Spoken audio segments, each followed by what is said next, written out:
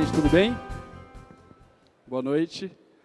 É um prazer estar aqui com vocês, receber essas duas pessoas incríveis, esses dois artistas maravilhosos.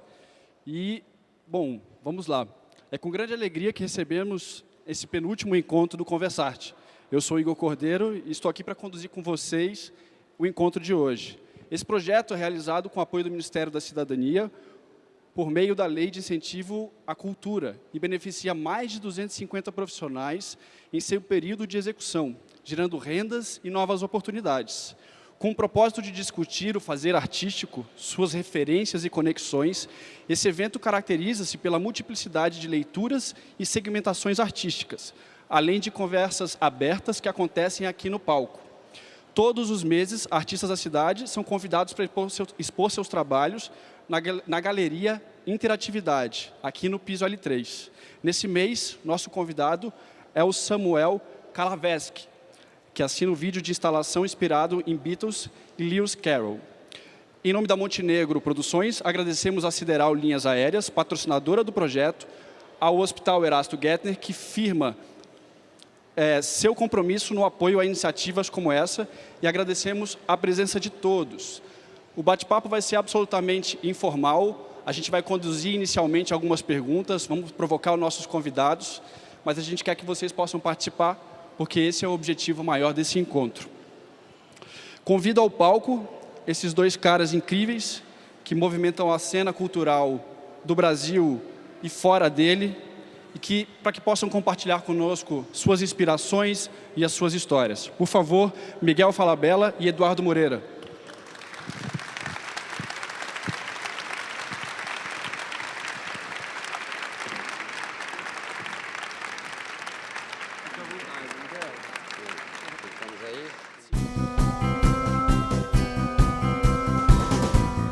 Minha avó era muito neto, então não podia levar todo mundo, né? Não tinha dinheiro.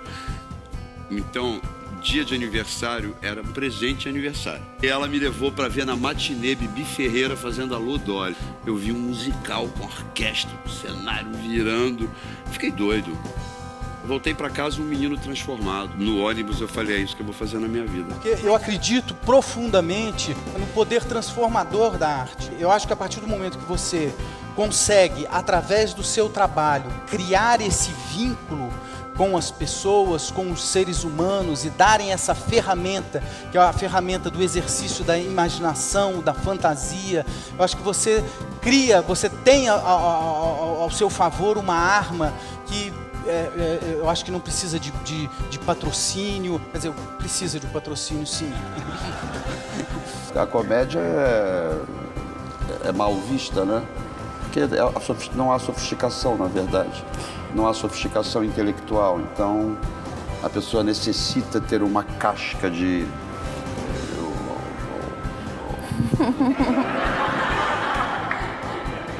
São os atores papais, eles entram em cena com uma mitra, né? E eu caguei isso, né?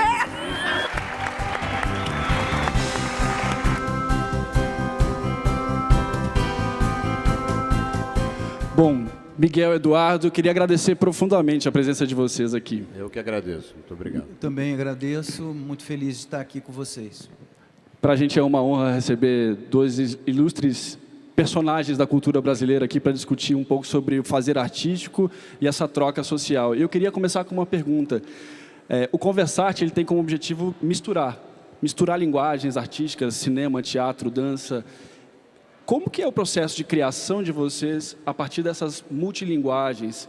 E se ele se renova a cada processo ou se vocês, ao longo do tempo, já desenvolveram um método para criar? Miguel, por favor. Bom, eu sempre parto de um conceito. Vou te dar um exemplo. Eu fui convidado, há coisa de 2 anos atrás, para remontar o Homem de la Mancha, grande clássico do musical, que foi feito por Bibi Ferreira, Paulo Otran e Grande Otelo. E eu falei, olha, honestamente, eu acho que isso já foi tão bem feito que para que eu vou refazer? E além do mais, hoje em dia, eu queria uma coisa nova, não queria voltar aos purões da Inquisição Espanhola, eu queria fazer Cervantes de uma outra forma. Aí falei, não vou fazer não, obrigado, agradeço o convite. E olha que engraçado, isso foi assim, eu falei de manhã, E de tarde um amigo meu falou assim, vamos no Museu do Bispo do Rosário, que dizem que é bonito. Eu falei, vamos, nunca fui. Fomos. Eu entrei no Museu do Bispo do Rosário, era uma coisa, é lindíssimo, né? Porque é um... Aí eu falei assim, que louco, né? Como ele é barroco. Ele é tão barroco que ele chega a ser maneirista. Eu falei, o homem de La Mancha. Peguei o telefone e falei para o homem, olha, eu posso fazer do jeito que eu quiser. Ele falou, como? Eu falei, eu posso fazer baseado no Bispo do Rosário? Ele falou, pode. Eu falei, então eu vou fazer. Então eu aceito fazer. Então eu parto sempre de um conceito. Agora eu estava te contando, eu vou dirigir a Viúva Alegre no Teatro Municipal de São Paulo, que estreia dia 14 de novembro, numa iniciativa de popularizar a ópera no Brasil. E eu acho que eles me escolheram até porque eu tenho uma relação bacana com o público de dizer, olha, venha. Você não precisa botar uma roupa, você não precisa botar um paletó. Venha como estiver, conheça, é bacana, abra a sua cabeça para isso. E escolhi fazer a Viúva Alegre, que é uma coisa mais leve, mais acessível para todo mundo, divertida, tem sacanagem, tem brincadeira. E aí eu fiquei pensando, como é que eu vou fazer uma Viúva Alegre que realmente me interesse? Aí pensei que a Viúva Alegre estreou em Viena em 1905, no mesmo momento em que em Paris estava tendo a exposição Fauvista. Então eu vou fazer uma Viúva Alegre Fauve, que nunca houve antes.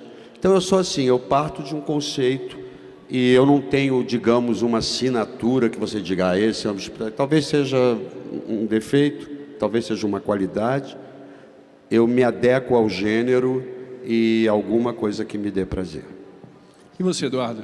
Eu tenho que falar talvez um pouco, né, da minha trajetória, muito ligada à do Grupo Galpão. É um grupo, um coletivo, né, de Genial. 37 anos. E, na verdade, assim, o Galpão acabou se transformando com um grupo de atores que trabalha com diferentes criadores, com diferentes diretores. Portanto, assim, o nosso método é um pouco a ausência do método.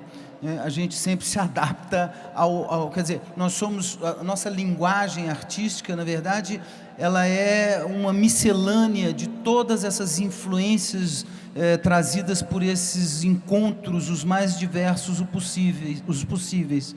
E acaba que o grupo ele tem uma linguagem que prima pela diversidade, pelo heterogêneo, né? Então, nós trabalhamos na rua, no palco, nós trabalhamos com o teatro popular, com o vaudeville, com o circo-teatro, com o teatro contemporâneo, com a performance. Então, eu acho que, assim, num certo sentido, o nosso método é a ausência de método, ou esse se permear pelas mais diferentes influências, pelas mais diferentes encontros artísticos. E talvez exatamente por isso vocês consigam falar com todo mundo, né? Porque vocês falam com todas as camadas. Os espetáculos são belíssimos. É porque vocês têm um cuidado, né? Um cuidado formal são sempre lindos os espetáculos do Galpão, são sempre espetáculos esteticamente muito bonitos e muito emocionantes, além de brincarem com todos os estilos, né? Eu me lembro do Romeu e Julieta, que era deslumbrante, e vários outros espetáculos. Então, acho que exatamente a falta de método faz com que vocês falem comigo, com o povão, com todo mundo. Mas eu vou provocar vocês, porque a música está muito presente no trabalho de vocês, o ritmo o tempo inteiro, né? Eu fui ver o Galpão lá no Horto, lá em Minas Gerais, e você é uma sumidade nos musicais e no ritmo que a comédia também tem. A música é uma das linguagens que está sempre presente na criação? Bom, eu sou falabella, né? O meu avô achava que teatro falado era coisa de gentinha. Ele dizia, não, teatro falado é coisa de gentinha. E eu fui criado ouvindo ópera. Eu me lembro, bem pequeno, eu não sabia, eu achava aquilo muito louco, aquelas mulheres, ele tinha, que eu até botei no som e a sílaba, ele tinha um LP chamado Grandes Sopranos. Então tinha Vitória de Los Angeles, Maria Callas, Renata Tebaldi. E a música, eu acho que quando você é exposto à música muito cedo, ela fica muito importante. E depois tem aquela história que eu já contei milhões de vezes, que o presente de aniversário da minha avó, nós éramos 15 netos, não tinha dinheiro, obviamente. A gente morava na Ilha do Governador, que era bem longe. Mas no aniversário era sagrado. Ela levava o aniversariante, ela levava ao teatro. E eu com 8 anos, eu fico emocionado. Eu com 8 anos de idade, ela me levou para ver a Lodoli no Teatro João Caetano com a Bibi Ferreira. Eu tinha 8 anos de idade, eu me lembro que o meu pé não chegava no chão. Nós fomos no balcão, eu fiquei doido, fiquei transtornado. Me lembro no final, o trem saindo, a Bibi cantando no trem, e eu tive uma epifania. Eu falei, é isso que eu vou fazer da minha vida. Com 8 anos de idade, eu falei assim, vó, é isso que eu vou fazer da vida, é isso que eu quero ser. E ela me deu um cascudo e falou, Louco, menino. Sei lá, esse menino tem raça ruim. E para você, Eduardo, porque vocês são todos músicos, né? Todos tocam, cantam super bem e tal. Eu acho que a música cria uma dinâmica assim, de percepção, de disciplina, de jogo coletivo, né? A música trabalha muito com essa coisa da precisão. Então, assim, no nosso trabalho a gente teve essa percepção e um trabalho enorme, porque nós não éramos, quer dizer, nós não somos músicos, na verdade nós tocamos instrumentos, cantamos em cena, mas isso exige um trabalho fenomenal, né? Mas a música é um elemento de precisão, de disciplina e de juntar um trabalho coletivo, uma coesão coletiva que é muito impressionante. A gente usa muito. É uma loucura, né? Se você pensar que claro que eu já estou entrado em anos, mas de qualquer maneira, na escola eu estudei em colégio público, Colégio Estadual Prefeito Mendes de Moraes, na Ilha do Governador. E nós tínhamos canto orfeônico, nós cantávamos com vozes abertas. Nós tínhamos uma educação impressionante para um colégio público. Eu aprendi a cantar com voz aberta, menino. E é exatamente o que você falou, né? Você, quando eu monto um musical, que eu tenho 24 atores, separamos os naipes, as sopranos, as mesos, os barítonos, os tenores. E o maestro te dá percepção, né? Um dos testes para aprovação em musical é percepção musical. Se você é capaz de a gente cantar um dueto, cada um cantando uma voz. E isso te dá, obviamente, uma ligação de trabalho de grupo muito harmonioso, né? Você tem que respeitar, você tem que olhar para o outro. Literalmente, olhar para o outro. Que está se perdendo com essa histeria do stand-up, né? Nada contra. É que as pessoas perdem o jogar junto, que é lindo. E essa coisa da escuta, né? Como a escuta é importante no teatro. O Malcolm McDowell dizia que um ator só é grande realmente quando ele consegue amar o seu colega em cena. Incrível. Você fala, caraca, agora em cena, assim, a Zezé Polessa é muito boa, estou fazendo uma peça com ela, né? E tem horas que eu me flago dizendo, como a Zezé é boa, puta que pariu, como ela é boa, que dá. Aí estou em cena, entendeu? Mas eu acho que nesse momento eu fico melhor ator, porque eu estou tão admirado com o talento dela, que é bacana olhar para o outro. E que hora que vocês perceberam que a carreira de vocês tinha acontecido? Assim, eu digo no ponto de vista de, tipo, Eduardo, você falou, caraca, você começou em 82, né? O grupo começou em 82, né, Eduardo? Como é que hora que você falou assim, essa é a minha vida e eu construí uma história a partir disso? Que horas que caiu essa ficha, né, para você? Não, a gente tinha sempre esse desejo, né, esse firme propósito de viver de teatro, né, de construir um projeto artístico. É claro que os primeiros anos foram anos heróicos, né, anos muito precários, num certo sentido, de estrutura, mas é isso. Eu acho que o trabalho, você tem que se colocar sempre como um aprendiz, né? Essa maneira de se colocar sempre, quando você vai pensar num novo projeto, de você aprender, de você se perguntar, refletir sobre aquilo que você está fazendo, quer dizer, assumir riscos, caminhos que você não conhece tanto. Eu acho que isso é muito importante para a formação de um artista, né? E a gente continua, né? Hoje em dia é o que eu sei fazer, é o que eu consigo fazer e é o que eu espero, como mulher, morrer em cena. Que lindo. E você, Miguel? Que hora que você falou assim, foi antes da partilha ali? Foi, imagina, eu estava em Paris, que eu fui uma época para Paris, falei, vou dar uma mochilada, né? Enquanto eu sou jovem, posso. E fui trabalhar em cabaré em Paris, dancei, fazia ciel, ciel, toutes les couleurs du ciel, ciel. Descia a escadaria, fiz tudo. E eu conheci uma menina e ela disse assim, eu estava na Broadway e eu vi uma peça tão bacana sobre uma poeta americana, Emily Dickinson, que quando eu fiz letras, e a Emily Dickinson sempre foi a minha paixão. Eu falei, não acredito. Ela falou, eu por acaso comprei o texto, você quer? Olha como a vida é engraçada. Eu falei, quero. E ela me deu o texto. Eu cheguei no Brasil, fui fazer uma primeira novela que eu fiz, Sol de Verão, que é até a novela que o Jardel morreu. E Beatriz Segal era uma diva inatingível. A gente era turma jovem, ela nem olhava muito na nossa cara, mas bom dia e pronto, estava de bom tamanho. Ela era uma diva, a gente era garotada. E aí um dia eu falei para ela, eu queria que você lesse esse texto aqui. Ela foi, levou para casa, voltou e falou, mas é linda, essa peça é linda. E você quer o quê? Ela falou, quem vai dirigir? Eu falei, eu. Ela falou, você já dirigiu o quê? Eu falei, nada. Mas eu vou começar com você. Aí ela disse assim, olha, eu pensei, eu vou aceitar, com a condição de que você aceite um diretor convidado por mim, te vendo dirigir nos primeiros 15 dias, para saber se você sabe o que está fazendo. Eu falei, é o que temos para hoje, né? Aceito. E era querido até, lá de Pérez Gonzalez, era um diretor de ópera, um homem muito culto, muito querido.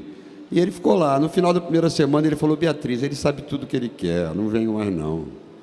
E ela ganhou o Molière e eu ganhei o Molière. Incrível. Com 26 anos. Eu lá trabalhei com ele também, figura adorável. Maravilhoso, né? Querido. Aí eu comecei assim. E tive uma sorte danada, né? Meu primeiro espetáculo como diretor, eu ganhei o prêmio Molière. Aí meu pai começou a dizer, não. Opa, tem futuro. Não é, aí, mas é séria, né? Não é vagabundo. Vai dar né? bom esse negócio. Mas até pegando esse gancho, acho que a única coisa que alguém que não pode falar de você na tua história é que você não gosta de trabalhar, né, Miguel? Eu sou obsessivo. Você é um obsessivo por trabalho e nessa pesquisa, Eduardo, eu levantei algumas pessoas que são amigas do Miguel e que por acaso eu conheço e me vieram 3 grandes palavras. A generosidade absurda, e eu queria trazer isso para esse momento aqui, Miguel, porque muita gente te conhece da televisão e do teatro, os teus personagens tão fortes, mas me tocou profundamente o quanto as pessoas falaram, quanto você é desapegado do mundo aqui, do que importa. Você está sempre dividindo com as pessoas, e as pessoas falam de você e enchem os olhos de lágrima quando falam da tua generosidade. Talvez o sentimento que mais falte hoje no mundo, que te sobra. Mas eu tive uma grande mãe, assim, eu tive uma mãe inexplicável. Como diria Clarice Lispector, irremediável. A minha mãe, para vocês terem uma ideia, eu me lembro antigamente, né, tinha os casamentos, e as minhas primas todas casavam na Candelária, as mulheres de chapéu, enfim, sapato forrado. E eu me lembro que garoto, um casamento de uma prima minha mãe estava linda, né? A gente acha a mãe linda, eu achei minha mãe linda, ela estava com um vestido azul, o sapato era forrado, tinha um chapéu, e ela era madrinha, eu achei a minha mãe a coisa mais linda do mundo. Nisso chegou uma prima dela chorando, porque não tinha dinheiro e não ia ao casamento, porque não tinha roupa. A minha mãe tirou o vestido que ela tinha mandado fazer, o sapato, o chapéu, deu tudo para a prima dela e botou um vestido qualquer e foi com a mesma alegria. Então eu tive esse exemplo a vida inteira. Minha mãe não tinha nenhum apego, e eu honestamente, eu tenho as coisas, tá? Mas dizer assim, que eu comprei, não, por acaso essa jaqueta foi o Faustão que me deu. Gosto, tenho muito mais carinho porque foi o Faustão que me deu a jaqueta do que eu fui comprar porque custou isso, porque é isso. Estou cagando para isso, entendeu? Roupa só é bom se a gente tira ela no final da noite, né? Porque senão não vale de nada, né? Então não tem interesse nenhum. Eu não tenho esse apego por coisa. Meu chofer é muito engraçado. Eu tenho que ter motorista, porque senão eu já teria morrido, porque a minha cabeça não consigo. Aí ele vai e fala assim, puxa, a gente podia trocar de carro esse ano, né? O seu carro é o mais fraquinho da Globo. Eu digo, mas o carro está ótimo, o carro me leva. Por que vai mudar? Eu vou deixar de ser eu porque eu troquei de carro? Sim. Eu prefiro muito mais montar um espetáculo, ajudar meus colegas que estão desempregados. Eu não consigo.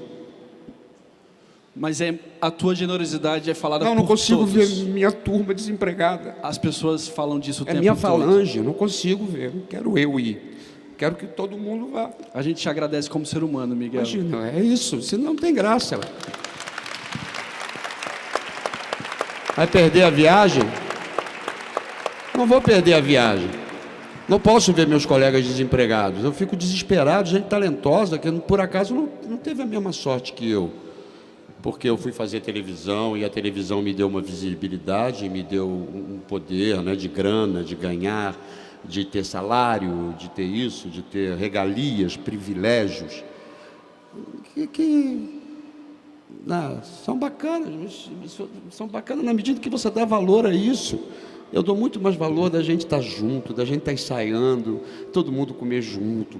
Eu tenho uma história maravilhosa. Aqui,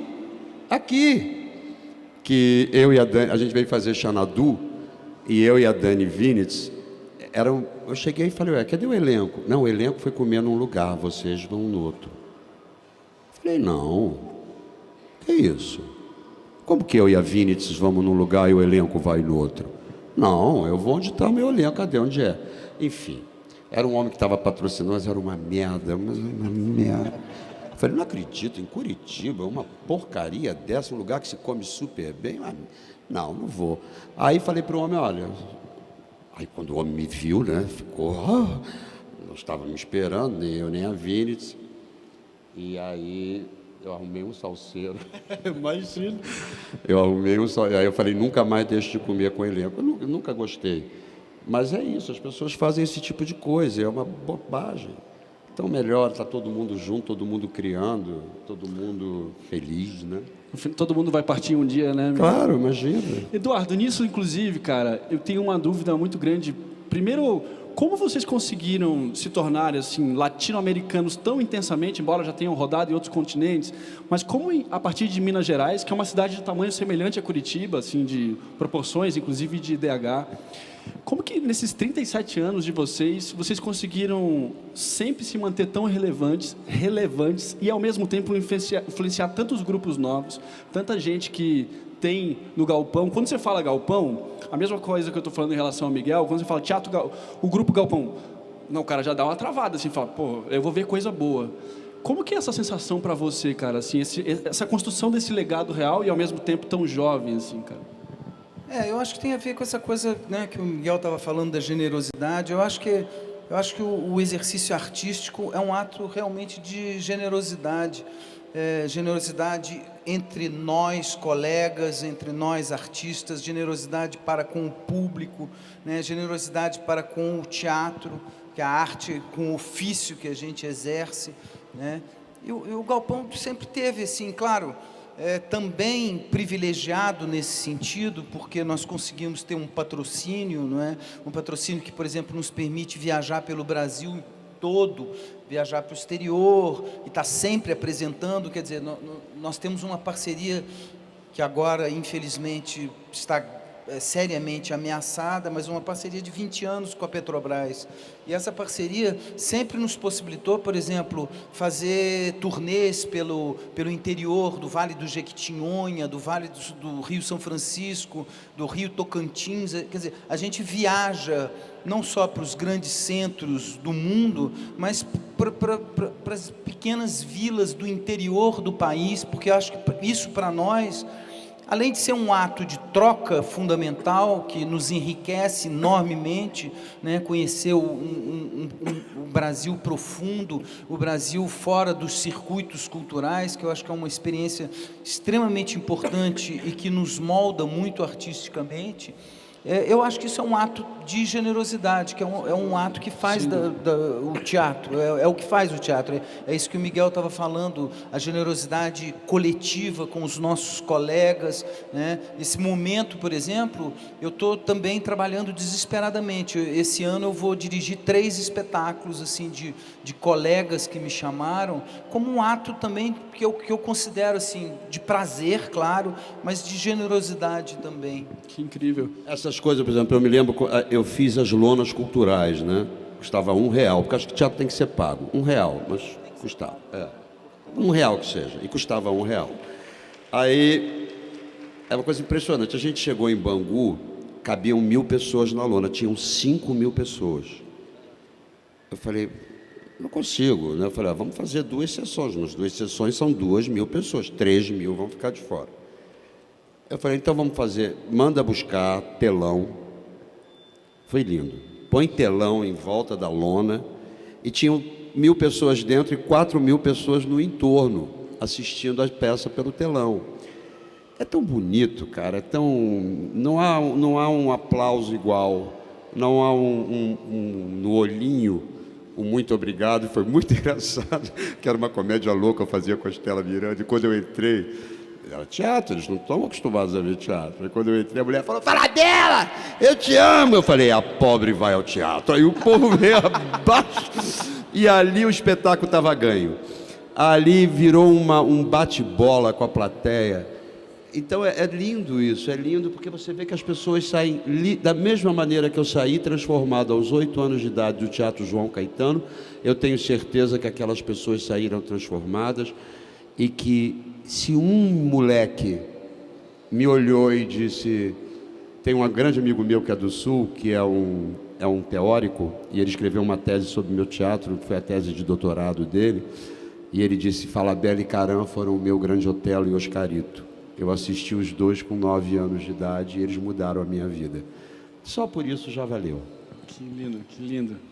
Eu queria aproveitar e abrir nesse bloco 2 perguntas, porque a gente vai passar para outros assuntos. Se alguém quiser fazer alguma pergunta sobre o que a gente está tratando agora, por favor. Tem o microfone aqui?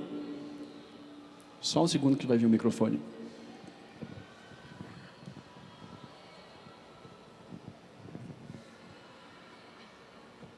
Oi. Tá ligado? Aí. Meu nome é Tiffany, sou atriz, estou começando agora. E, nossa, eu tenho um monte de coisa que eu queria perguntar, mas como a gente tem pouco tempo, não sei se eu posso fazer uma para cada um.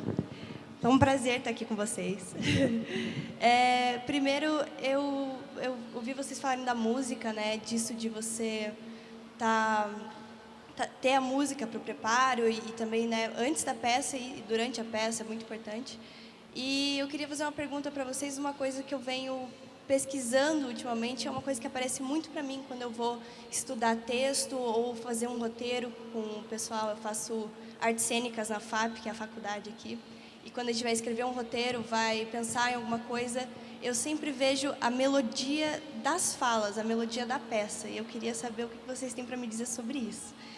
E só uma coisinha que eu queria complementar, eu acho lindo essa riqueza das pequenas cidades, porque tem muita coisa lá que a gente aprende, e eu acho lindo quando tem peças que vão para esses lugares, porque normalmente a gente vê todo mundo querendo ir para as grandes cidades, né, ir para o centro e para o eixo, né, Rio e São Paulo, e tem tanta coisa que a gente precisa aprender com essas cidades pequenas, e é maravilhoso você ver tanta coisa acontecendo lá, você aprende muito mais do que você ter realmente feito isso. E o que eu anotei? Outra coisa que é muito importante, não só para o interior, mas também para as periferias, levar, né, essa arte toda, porque às vezes é a primeira vez de muitas crianças de 9 anos que estão assistindo, e é uma coisa linda, né, e talvez transforme a vida deles. Eu tenho amigos que foram transformados por projetos que levaram essa arte para a periferia ou levaram essa arte para as cidades do interior. E eu acho lindo ouvir histórias assim, que você foi transformado por um pouquinho de arte que surgiu na sua infância e que transformou o resto da sua vida. É isso, obrigada. Valeu. Por favor. A gente tem uma história ótima, que foi durante o processo de ensaio do Romeu e Julieta. Romeu e Julieta, o texto original, se a gente fosse montar o texto na íntegra, daria um espetáculo de quase 4 horas. E o nosso propósito era fazer um espetáculo de 1h40, espetáculo na rua. E a gente fez uma experiência incrível num vilarejo a 60 quilômetros de Belo Horizonte, que chama Morro Vermelho. É um vilarejo de 4.000 habitantes, trabalhadores rurais. E a gente conheceu um padre. E a gente ficou 10 dias nessa cidade, colocou o cenário do espetáculo numa praça de terra batida em frente à igreja, e a gente ensaiava o dia inteiro nessa praça dessa cidade com o público. Os trabalhadores chegavam no final da tarde e a gente fazia um geral passava a peça nesse momento. E foi tão incrível que tinha os momentos que o Gabriel Vilela, que era o diretor, ele interrompia a peça e o público que estava assistindo falava: cara, não, fica quieto aí, não para a peça, não, fica quieto, não fica falando, não. E foi incrível, porque a gente trabalhou com esse público que desconhecia absolutamente as convenções do teatro, né? Um público assim completamente, mal tinha televisão nesse lugar. Isso foi em 1992 e foi incrível, porque essa relação com esse público foi absolutamente fundamental para a gente ver os momentos em que a peça, a atenção do público caía, que isso aqui está um pouco excessivo. Foi fundamental para esse projeto de cortar, que era um verdadeiro crime, né? Cortar Shakespeare, Romeu e Julieta, você faz uma coisa... Mas era um espetáculo, alguém viu? Era deslumbrante, era lindo, Romeu e Julieta. Eu acho que musicalidade é fundamental. Se você não tem nenhuma musicalidade, dificilmente você vai ser um grande ator. Porque eu agora fiz o Veneza, um filme que, aliás, estreia dia 13. Estão convocados aí para ajudar o cinema nacional. Vi o trailer, é lindo, hein? É um filme lindo. É um filme que eu fiz com sangue. Eu fiz em 28 dias com a Carmen Maura, veio da Espanha, a grande estrela do Almodóvar. E quando eu ia gravar um plano, eu marcava a câmera e ela dizia: fala, veia. Aí eu chegava, ela falava: que oíste quando escreviste isso? Aí eu dizia, aí ela dizia: graças. Ela absorvia a minha música, elaborava e entregava do jeito dela. Marília, grande amor, grande atriz, a maior com quem eu tive o privilégio de contracenar. No Pé na Cova, ela dizia assim para mim: você repetiu o verbo aqui, você quer que eu repita mesmo? Você acha fundamental? Eu dizia: acho que dá uma ênfase importante na frase. Tá bom. É isso que eu falava, eu queria ver você imitando, você faz igualzinho. E ela tinha uma coisa maravilhosa, porque eu escrevia o texto e às vezes eu ia... Ação! A gente começava a dizer, fazia a cena, e eu dizia: gente, fui eu que escrevi isso? Tamanha a grandeza dela, tamanha a capacidade dela pegar um texto, transformar e entregar aquele texto como se fosse dela naquele momento. Que lindo. Temos mais alguma pergunta aqui agora? Olá, boa noite. Boa noite. A pergunta vale para os dois. Seu nome, querido? Edson. Certa vez eu li uma entrevista do Antônio Fagundes, que o repórter cobrava dele: pô, mas mais um texto estrangeiro?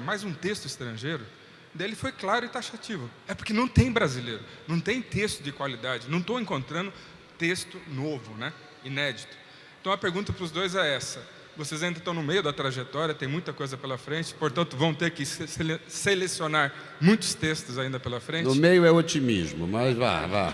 Então, a pergunta é a seguinte: é um afago para os jovens escritores. Como é que é hoje essa questão? Realmente está difícil encontrar um bom texto brasileiro com temática atual? Cada vez mais, né? Porque, né, sem educação fica difícil surgirem novos autores. E nós vivemos num país que não dá a mínima para a educação e cada vez dá menos para a educação. Mas é claro que sempre vai existir aqueles que vão querer mais. Eu acredito que na nossa carreira é querer mais do que os outros. Você tem que querer um pouco mais. Você tem que estudar mais, você tem que se informar mais, você tem que saber mais. Eu, por acaso, não posso dizer nada, porque a Partilha é uma das peças mais montadas brasileiras. Nesse momento, agora, está na Grécia, que é o 14º país em que ela é montada. Então, meus textos são montados. Eu, realmente, agora, de uns tempos para cá, escrevi mais televisão do que teatro. Mas, por acaso, estou escrevendo um texto novo para o Fagundes. Então, mas eu acho que sempre vai haver, sempre vão surgir aqueles que desejam, que querem.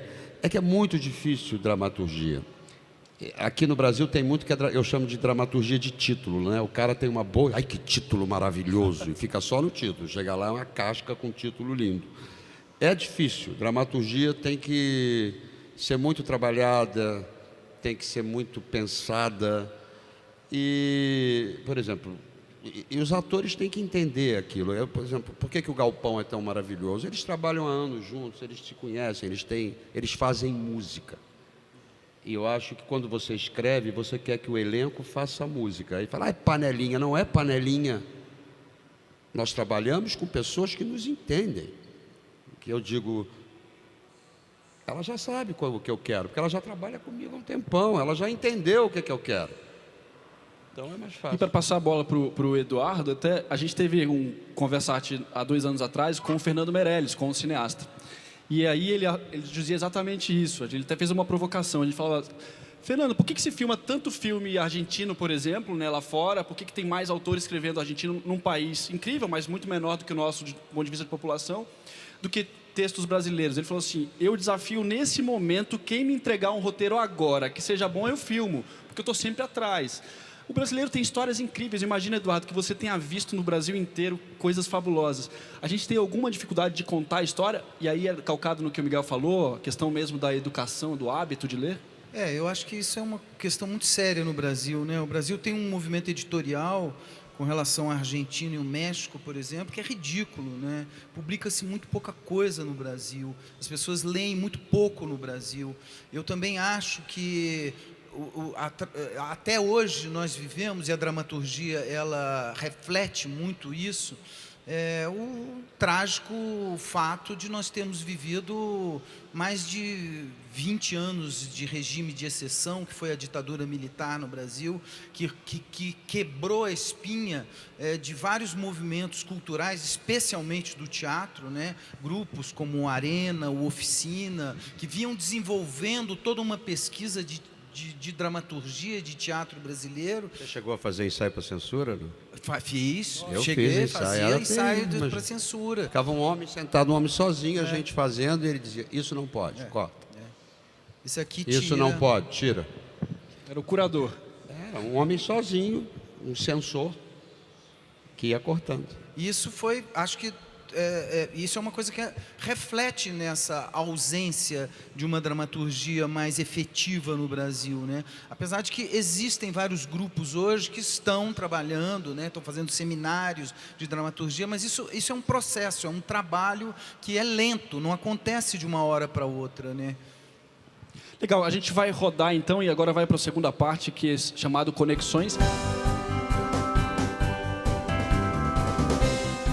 Eu queria perguntar de uma coisa para vocês, eu queria começar com algumas polêmicas.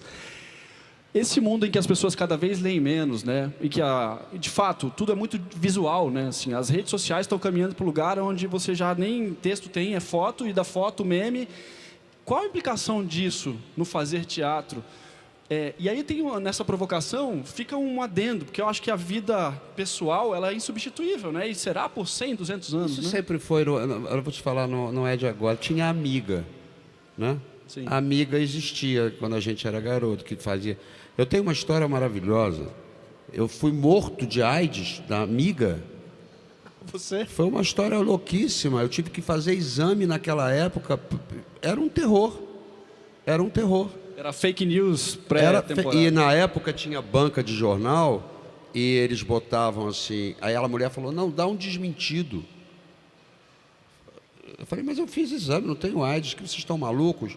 Dá um desmentido. Aí, na edição em que eu dava o desmentido, a chamada era assim, fala bela em vermelho. Pequenininho assim, afirma, não tenho AIDS em vermelho. Aí você lia, fala bela, AIDS. Era uma loucura, era uma loucura. Hoje em dia é assim, agora vou te dar um exemplo. Eu fui ao Festival de Gramado. Engraçado como a gente desenvolve, né? Veio um cara, eu falei... Já sentiu.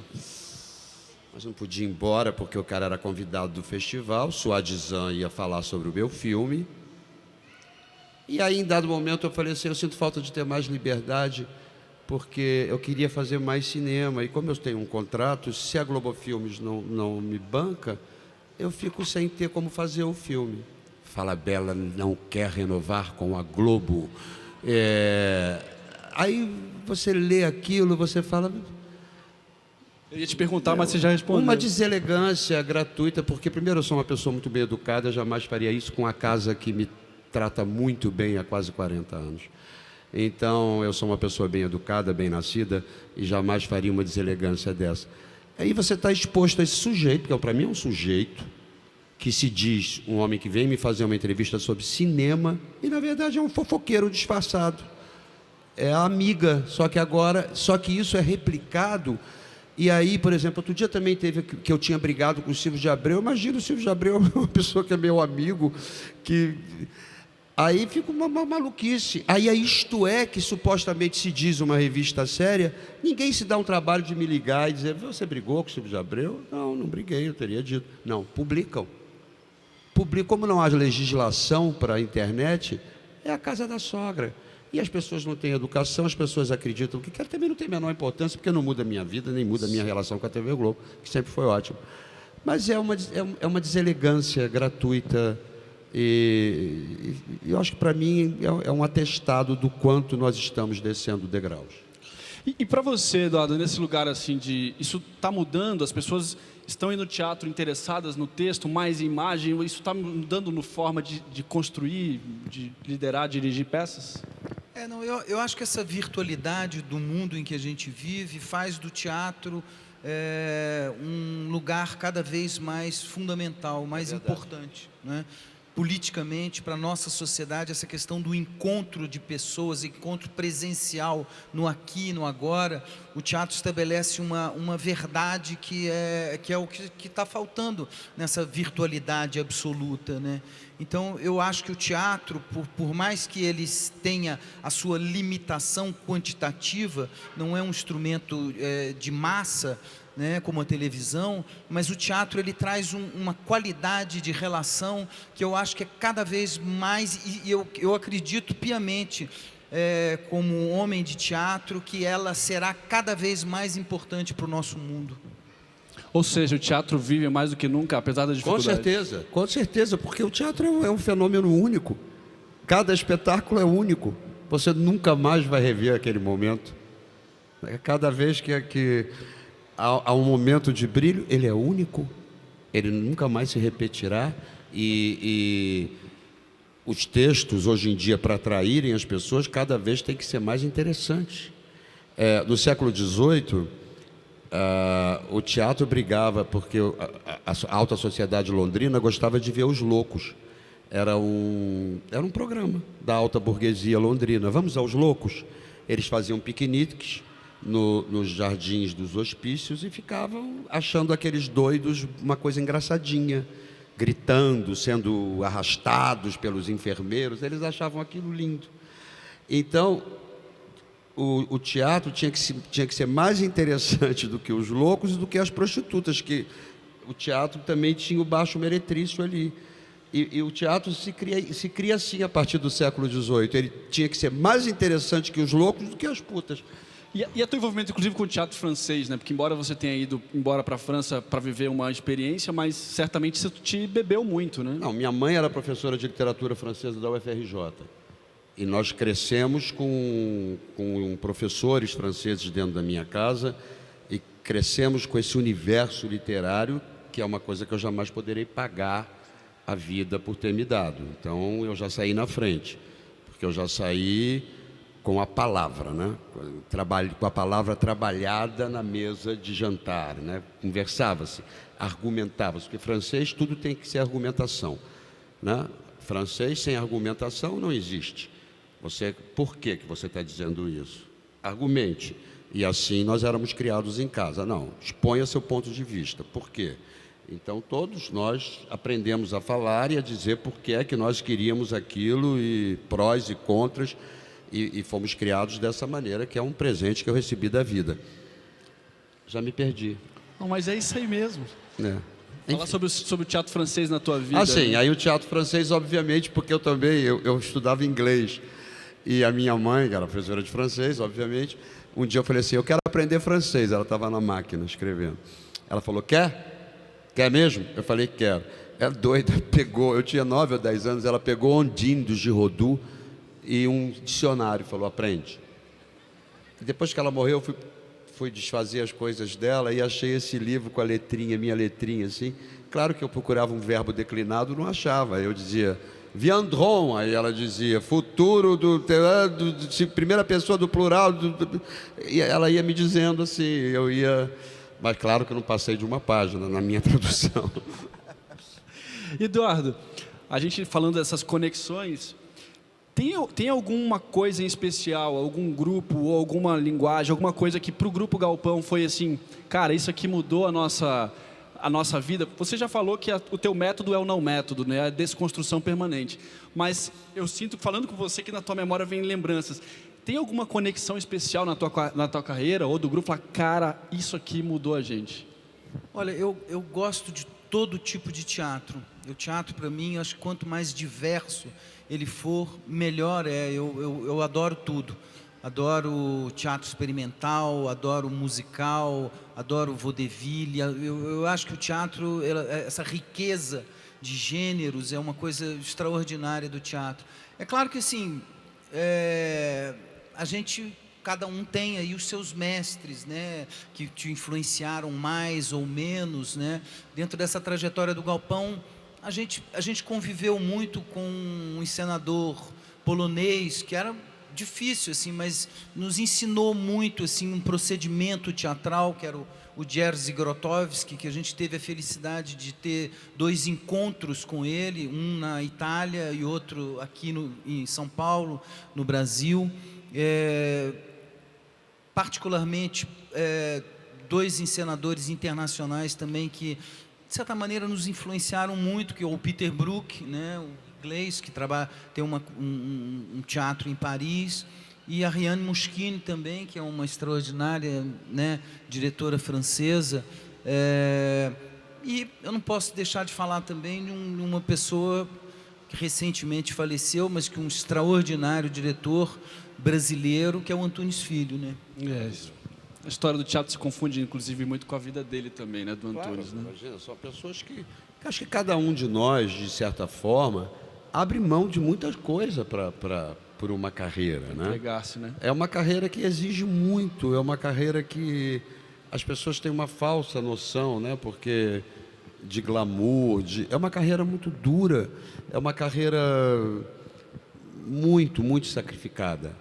Claro, é uma carreira que te dá uma alegria única na vida, mas não se iludam. A gente tem que abrir mão de muita coisa por ela, de qualquer maneira. Mas eu concordo, eu acho que uma cidade cosmopolita só é verdadeiramente cosmopolita se ela te oferece uma gama de espetáculos, teatro experimental, teatro comercial, até porque o teatro comercial é a pirâmide, é a base da pirâmide. Ele é que fornece o dinheiro para que o teatro pesquise, né?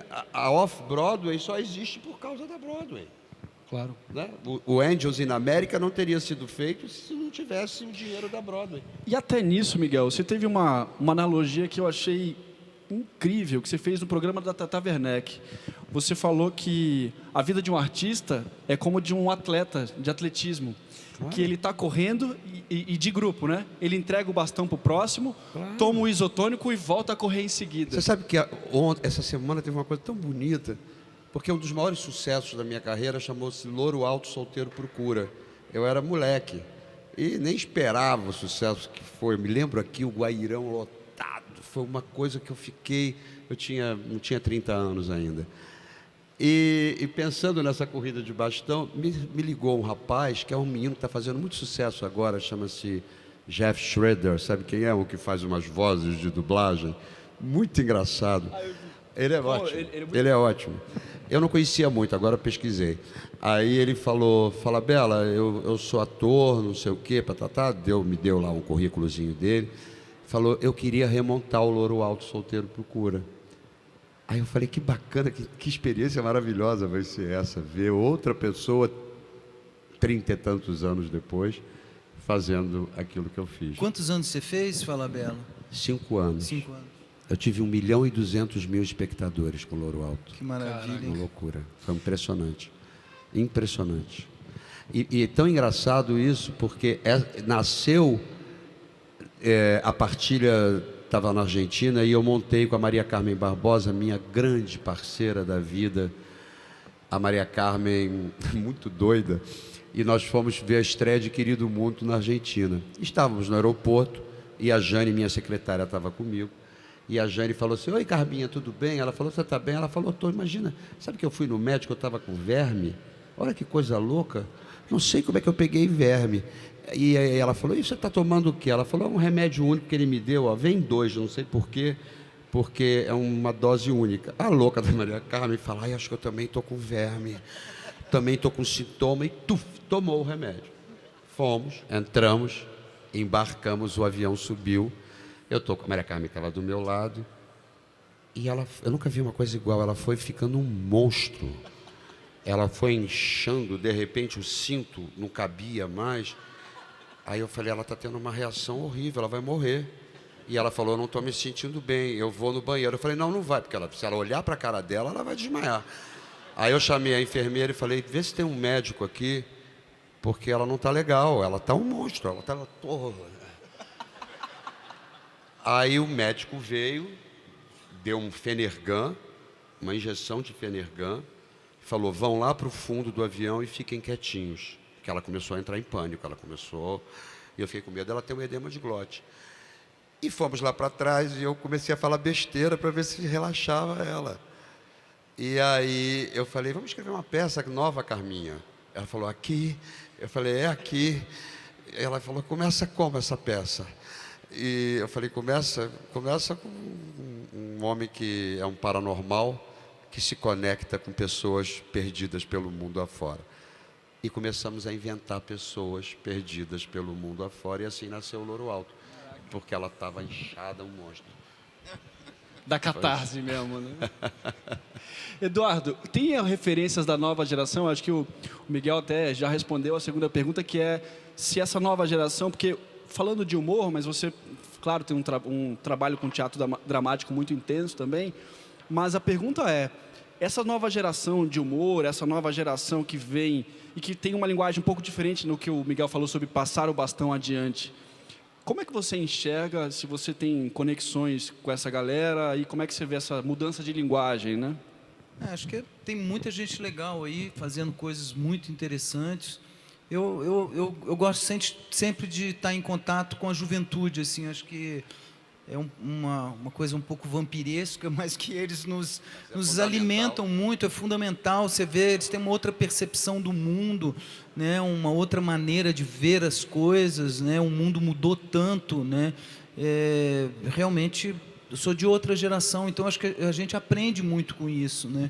E tem uma moçada aí muito firme, muito forte aí, fazendo um trabalho muito legal também. E essa mudança do lugar, eu acho que assim, uma questão forte é o lugar do humor, não do ritmo e da capacidade de piada, né? Você sempre fala o quanto isso está na veia, né, Miguel? Saber o respiro certo. Mas essa linguagem nova, assim, podemos falar desde Porta dos Fundos, que veio para a internet, que fez as pessoas rirem com uma ironia agressiva em certos momentos. Como é que você enxerga esse ambiente? Que não é necessariamente teatral, mas que acabou virando uma coisa viva na vida das pessoas. Não, mas eu acho que a comédia, na verdade, né, quer dizer, pode ser de melhor nível, de baixo nível, enfim. Você precisa armar um time em campo. Teatro é futebol, meu querido. Se você não tem um meio de campo, você não faz gol. Por isso que eu chamo a Marisa Hort de Tostão. Eu digo que é o maior meio de campo da história, a Marisa Hort. Porque no meio do caos, a Marisa consegue organizar tudo e pum, faz gol, todo mundo faz gol. Então, as pessoas acham, infelizmente, mas também logo deixam de achar, porque veem que a música não pode ser tocada assim. Acham que, sou engraçadinho, vou lá e faço. Não, é técnica. É técnica. É diferente você entrar para jogar com um profissional, né? Primeiro você tem que cuidar da máquina como um atleta, né? Tem muita gente doida que se droga, que fala: não tenho nada contra, cada um faz o que quer da vida, Deus me perdoe, não sou repressor em hipótese alguma. Mas eu acho, particularmente, você tem que cuidar da máquina. Se eu faço um musical, se eu tenho 6 sessões por semana que eu tenho que cantar, dançar, descer uma escada, maravilhoso, eu não posso estar mal. Eu não posso me permitir, eu não posso beber, porque se eu beber eu não canto no dia seguinte. Se eu beber, a plateia não pagou R$180 para me ver dar um vexame. Entendeu? Então, eu acho que a gente tem que cuidar da máquina, a gente tem que ser atleta. e tem que ter um rigor consigo mesmo, que é fundamental. Então, é técnica, é estudo, é dedicação, é querer mais do que os outros, é correr 1 quilômetro a mais. Mas eu vou fazer uma provocação para vocês, então. E a dinâmica da Fátima Toledo, que essa coisa de trabalhar com o não ator e com o hiperrealismo, né? Quem sou eu para falar isso perto de vocês? Mas assim, a pergunta é, Fátima Toledo tem uma preparação e um trabalho com as artes que ela fez a preparação do Wagner Moura no Tropa de Elite, no Marighella, né, que saiu agora há pouco, Pichote. Como vocês veem essa coisa de trabalhar com o não ator e esse preparo quase agressivo, né? O Wagner quase quebrou um dente na preparação e de porrada mesmo. Como é que vocês veem isso? Bom, eu acho que a Fátima... Provoquei, hein? Não, acho que a Fátima tem lá o seu método, né? Eu respeito, acho que ela tem trabalhos interessantes. Eu trabalhei com ela no Mutum. E eu, sinceramente, assim, eu cheguei no final, porque eu fazia um Homem da Cidade, e eu falei, olha, porque ela botou todos os atores para capinar, habitar ali. Uma coisa um pouco estranha. Eu falei, olha, Fátima, eu estou com turnê, eu não vou poder acompanhar o trabalho dessa maneira. E aí ela aceitou, porque eu era o Homem da Cidade. Capina a minha parte aí. Eu era meio que um extraterrestre que chegava. Agora, eu vivi coisas assim que eu acho um pouco desnecessárias, entendeu? Eu, por exemplo, peguei o final das filmagens, eu tinha crianças de 7, 8 anos, e todas as crianças doentes. A gente ia 4 horas da manhã numa fazenda em Três Marias, no interior de Minas, num frio de quase 0 graus, para fazer exercício de Kundalini. E aí eu falei, gente, me parece um pouco desnecessário isso. É meio over, né? Uma coisa desnecessária, uma bobagem, assim, parece que... Mas vou te falar uma coisa, honestamente, que a minha Miguel. experiência me diz. Se você não lê um bom texto, pode se arrastar no chão 2 meses que você não vai chegar lá. Se você lê e não entende o que leu, pode se arrastar, pode fazer 3 horas da manhã, pode apanhar, ficar pendurado de cabeça para baixo, que não vai adiantar nada. Eu, por exemplo, fiz muito mal o Mefisto, sei que não fiz bem. Eu já não lia bem. E eu dizia, eu não leio bem essa peça. Falava, Zé, eu não consigo ler bem, não sei o que é, porque eu sou um homem inteligente, não sou um mau ator, mas eu não estou conseguindo ler bem. Aí a mulher dizia, não, vem aqui, 2 horas, ficava eu me arrastando pelo chão, procurando a essência, nunca achei a essência, nunca achei o personagem. E, na verdade, depois o Wilker falou, deixa, então eu faço o teu papel e você faz o dono do cabaré, que era um engraçado. Pronto, o espetáculo virou outra coisa. Vocês trocaram, então. E não adiantou nada eu me arrastar. Eu acho que tem muita perversidade, tem muito trabalho sério. Tem sim, é verdade. Tem trabalho sério, mas a gente precisa separar o trigo do joio. Há muita perversidade, tem muita gente doente que quer resolver a sua doença, não é lugar para resolver a doença. Eu digo, não tenho tempo, não vim aqui para isso. Você quer me dirigir, me dirija, me diga qual é o conceito, me diga como é que você acha que eu devo fazer, qual é o espetáculo que você tem na cabeça. Agora, ficar pelado, pendurado de cabeça para baixo, não vou, não sou morcego e não estou aqui para resolver o seu problema sexual mal resolvido. Então, eu estou aqui para trabalhar. Então, não é caretice. Eu faço, se é essa a proposta, vamos ficar pendurados nus de cabeça para baixo. Se eu acho que é bacana, fico nu de cabeça para baixo numa boa. Estreei nu no Despertar da Primavera. Estreei nu me masturbando num clássico expressionista. E nunca tive problema com isso. Mas havia um conceito. Havia sentido, uma ideia. Né? Um conceito. Havia um conceito. E ninguém ali estava sendo perverso. Ninguém ali estava... Eu não sei, não posso falar de quem eu nunca trabalhei. Claro. Mas eu ouço histórias, né? Em senzala tudo se sabe. E a gente ouve histórias. E agregando o que você está falando, eu tenho a impressão que não é contra o autodatismo de quem estuda muito. Fazendo uma analogia à música, você tem às vezes músicos incríveis que não fizeram escola, mas que estudaram muito, intensamente, até desenvolver uma técnica e serem profissionais. E o Wagner sempre foi um ator excepcional. Eu vi o Wagner na primeira vez e chamei ele para ser galã da Lua Me Disse. A Globo falou, mas ele não é galã. Eu falei, ele é o que ele quiser ser. Ele é incrível, né? Ele é um ator maravilhoso. E ponto. Não é porque ele ficou de cabeça ou apanhou, quase quebrou um dedo. Olha, a polêmica pegou. Eu queria abrir para vocês perguntas. A gente vai abrir duas, a gente vai abrir depois de novo. Primeiro que me surgiu foi você, cara.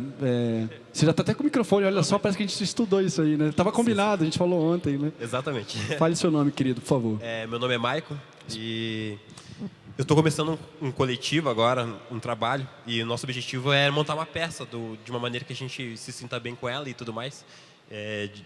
De tantas referências que a gente tem, e a gente começou a montar essa peça. Só que a gente é em cinco e os 5 querem atuar. Então, para dirigir isso, a gente se bateu muito. A gente tem um pensamento parecido, só que sempre acaba um tendo um pensamento diferente do outro, né? E a minha pergunta era se, tipo, a gente procurando um diretor para nos dirigir, se a gente chegaria cru ou se a gente já chegaria com alguma coisa em mente para ele. Tipo, a gente já tem um texto que a gente escreveu também e é isso. A gente tem uma ideia na cabeça, só que a gente não consegue se dirigir em cena, né? Impossível. Nem devem. Se vocês estão nesse processo de todos quererem atuar, de todos, então acho melhor uma pessoa de fora realmente. Vocês convidarem uma pessoa que possa unir todas as ideias e transformar esse trabalho numa coisa homogênea. Porque senão vocês vão ficar batendo um com o outro, e não vão chegar a lugar nenhum. Entendeu? Acho melhor vocês convidarem alguém que vocês confiem, que vocês respeitem artisticamente, e aí acho que vai ficar mais fácil. A gente deve chegar cru para ele, né? Eu fui criado numa... Quer dizer, eu comecei muito... Estava muito em voga a questão da direção coletiva, né? Falava-se muito numa coisa de direção coletiva.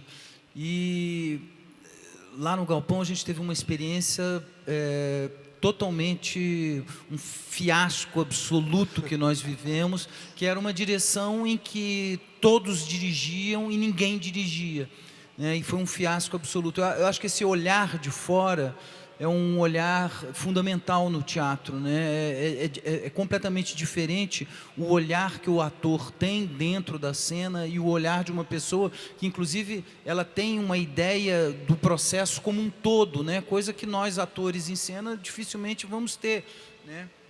Então, eu acho que...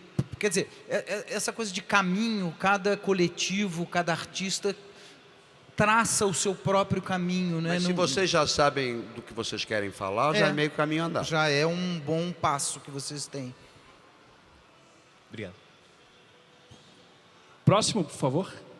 Com quem está o microfone? Vai passar para você aqui, querido, já tá. Ele está querendo a hora, tadinho. Vai ser em seguida ele, depois você, tá bom?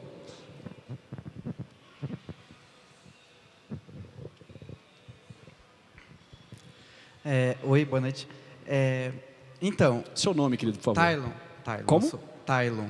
Eu estudo artes cênicas. Então, hoje eu passei o meu dia todo pensando, meu Deus, eu preciso pensar numa pergunta legal para fazer para eles. Então, na verdade, eu não pensei em uma pergunta inteligente, então eu vou perguntar o que eu quero saber mesmo. Que é, como chegar lá? Então, assim, não me entendam mal. Chegar lá, eu não digo chegar com fama, não quero que se as pessoas me conhecerem na rua, ok, mas enfim, não é esse o objetivo. Eu quero viver, tirar o meu sustento daquilo que me dá tesão, que hoje eu faço com os meus amigos, então tipo, eu tenho um gosto por escrever. Eu montei uma companhia com meus amigos e a gente fez uma temporada esse mês, por exemplo. E foi muito legal estar lá. Só que ainda tipo deu pouco, tipo, não rendeu o que eu gostaria. Mas quem foi adorou. Tipo, eu tenho a minha amiga aqui que ela também está escrevendo. Então, ela escreveu um livro agora. Então, tipo, a gente não chegou lá. Mas eu tenho certeza que, embora a gente busque coisas diferentes, a gente tem o tesão. Mas a gente, ao mesmo tempo, tem a insegurança. A gente não sabe se, com a idade de vocês, a gente vai estar, tipo, confortável. Sabe? Mas aí você vê o que é ser confortável? Você está usando parâmetros burgueses? Não, confortável... Você quer... tem que ver o que você quer, um carrão? Não. Você quer uma casa hollywoodiana? Olha, vou te dizer uma coisa, eu no auge do Sai de Baixo, eu comprei uma casa que eu não sei para que eu comprei aquilo, que virou um desespero na minha vida, porque eu tenho uma casa com uma piscina de 20 metros que eu não consigo vender, eu não consigo alugar, me custa os olhos da cara, a casa está fechada, a manutenção da casa é uma fortuna, e é toda de madeira, eu tenho vontade de chorar quando eu olho para aquela casa. Para que eu comprei isso, meu Deus do céu? Olha o que a vaidade é capaz de fazer com o ser humano. Eu hoje em dia tenho um trambolho na minha vida, que para que eu quero aquilo? Estou ficando velho, com uma escadaria, sozinho, no Itaiangá, no meio da floresta, eu passar mal, morro antes que chegue alguém para me ajudar. Então, cheguei lá porque eu comprei essa casa? Não cheguei a lugar nenhum, pelo contrário, fiz uma cagada fenomenal. Agora, eu cheguei lá no momento que eu estou feliz, que eu estou no palco, que eu estou trabalhando. Isso, quando eu digo chegar lá, eu digo, tipo, eu quero ter os meus 4 crianças e eu quero saber, tipo, o que eles quiserem ser da vida, eu posso dar isso para eles. E aí eu deito com o meu cachorro e com a minha esposa e estou feliz. Mas aí você vê, eu, por exemplo, eu fui criado de outra maneira. Na minha casa a gente nunca tinha bens materiais. Não se ganhava presente, a gente ganhava livro lá em casa. Não tinha isso, não se ganhava presente jamais.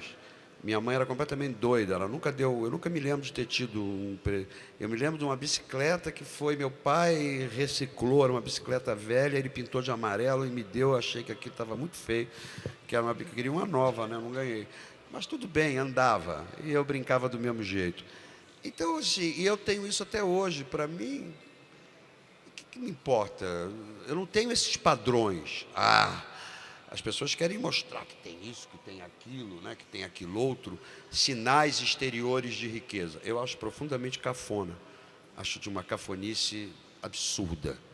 Então, se você estiver feliz no palco com a sua companhia, pronto, o importante é você ter o que comer, claro. Agora, não ensine a seus filhos a quererem coisas. Coisas não são legais. Se eles amarem livros, eles serão pessoas mais interessantes.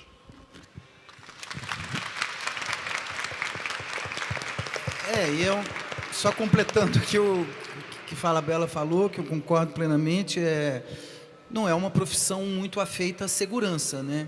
De fato, não é. Mas, se você tiver força de vontade, estudar e enfim, ter convicção, eu acho que é um trabalho muito intenso que o teatro, todo esse universo do teatro exige.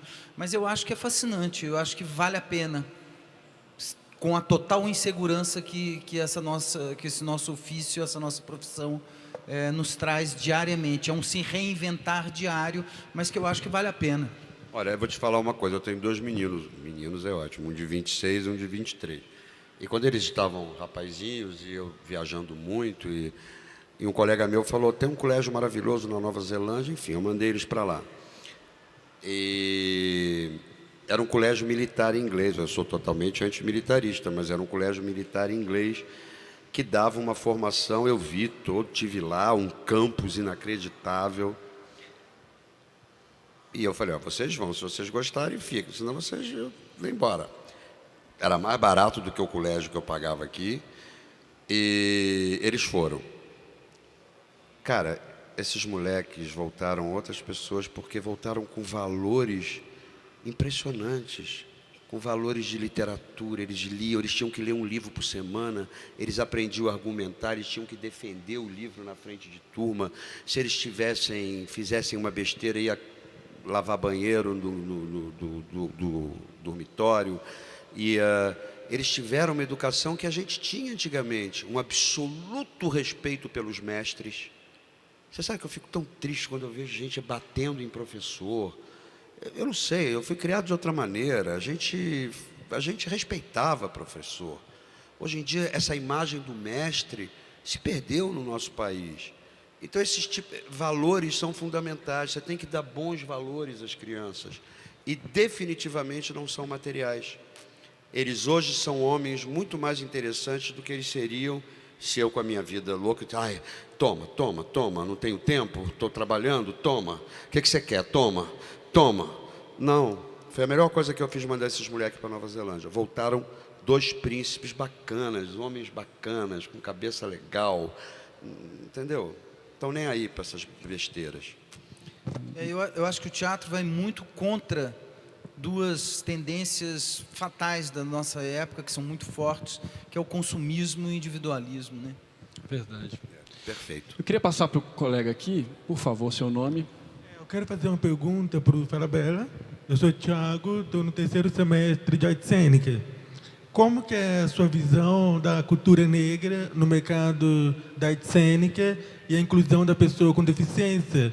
Porque eu tenho um pouco de problema auditivo. Eu acho que é uma coisa que está em processo, né? Eu, por acaso, vivi uma coisa terrível, porque eu fiz talvez o primeiro seriado completamente negro do Brasil, com 26 atores negros contratados, todos os meus amigos, e eu fiz exatamente por isso, porque eu falei, não, é um absurdo que um país desse não tenha um seriado de televisão negro. E eu estava numa festa da minha camareira, que é minha amiga, eu sou padrinho do filho dela, e a gente somos irmãos. E ela mora na cidade alta de Cordovil. Estávamos numa festa, todo mundo dançando. E aí estava ela com umas amigas falando de uns caras que estavam passando, elas já tinham pegado no passado, falando besteira. E aí eu falei assim, vocês estão parecendo aquelas 4 mulheres do Sex and the City. Aí a outra ela virou e falou, sexo e ar nega. Bem carioca, tanto que eu queria botar ar nega, porque ela falou sexo e ar nega. Aí, maldita hora que eu botei esse título. Maldita hora que eu botei esse título. Eu sofri um bullying. Depois eu comecei a entender que o bullying não era comigo. Porque a Folha de São Paulo, a arqui-inimigos da Globo, a Veja, ninguém tinha nada para falar. Todo mundo dizia, mas não existe nada de racismo, as pessoas estão loucas. Mas não foi isso. As pessoas se sentiram ofendidas por ter um seriado negro na televisão. E elas deram um jeito de tirar de cartaz. Porque era totalmente negro, não era malhado. Entendeu?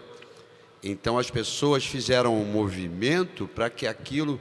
Porque o que acontece nesse país até hoje, a classe média branca não aceita perder privilégios e não aceita que as outras pessoas tenham privilégios.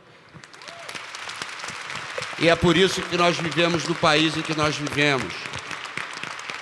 Eu outro dia estava descendo, meu voo estava embaixo, e eu vim descendo e estava lotado o saguão, porque nós não temos infraestruturas de aeroporto, todo mundo sabe disso, tudo uma merda. E estava tudo lotado, e uma mulher vinha descendo na escada rolante atrás de mim, ela falou, olha o que é esse país, olha aí, uma rodoviária, olha que gentalha. Eu falei, porra, pobre não pode viajar de avião, né? Não, a eles não foi dado esse direito. Então é muito difícil, agora é uma luta, é uma resistência.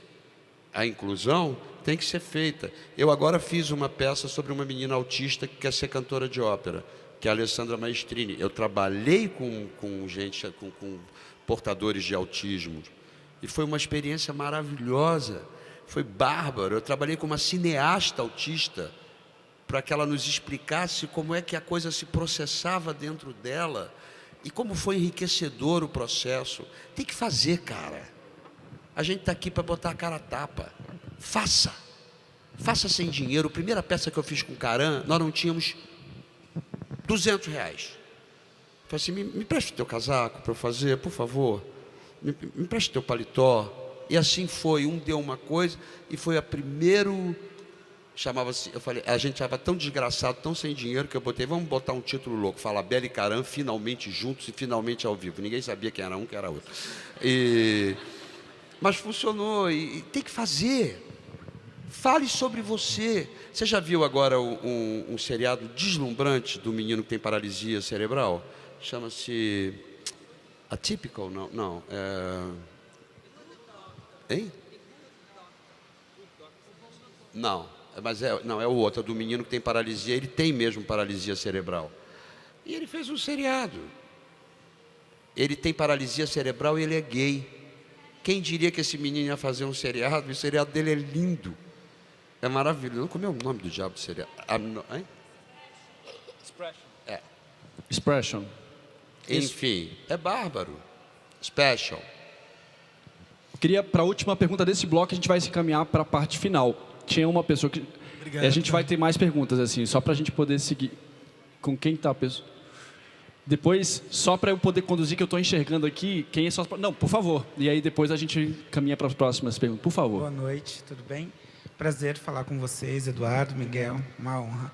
Eu sou Fernando, sou professor de arte de uma escola pública. Lá a gente teve o prazer de criar um projeto de dança chamado Dancep, que a gente busca essa experiência que você trouxe, Miguel, que é da experiência estética, que um dia na tua vida, tua avó te privilegiou levando para assistir um espetáculo, a gente busca promover isso nas pessoas.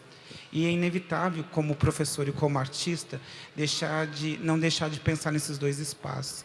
Então, eu queria perguntar para vocês, de que forma que a gente pode, num país onde a educação e a arte é cada vez mais distante, num país onde a educação e o ensino da arte ele se faz cada vez mais precário com a ausência de profissionais da arte dentro do espaço da escola, como que a gente pode criar uma unidade ou pontes ou caminhos para que a arte e a educação transitem no mesmo caminho, que pelo menos elas criem integrações reais e principalmente num cenário de escola pública?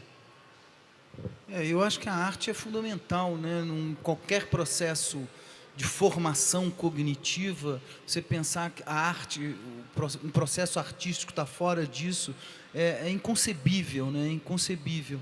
E realmente eu acho que a gente está retrocedendo muito, né?